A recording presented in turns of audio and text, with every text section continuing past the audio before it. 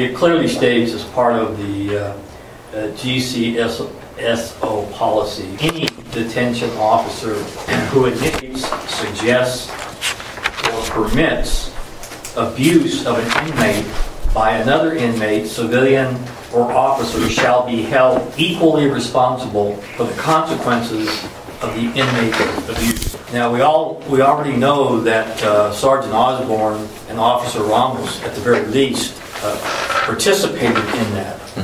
Not necessarily in the abuse, but witnessed the abuse and allowed the alleged abuse to continue.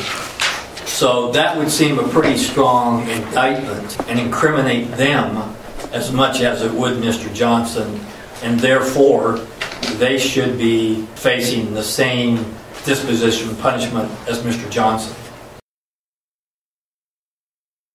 The only, my response to that, Chairman, would be Officer Ramos reported it immediately. She wasn't sure what to do. Sergeant Osborn, he talked to Lieutenant Duarte later on after that incident. I understand where you're going with them standing by while this was going on. So as far as the policy goes, yes, they can be held responsible for allowing this alleged incident to take place.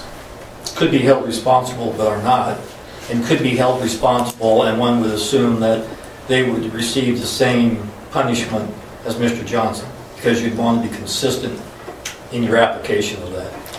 Yes, sir.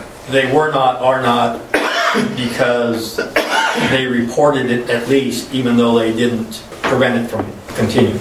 Correct.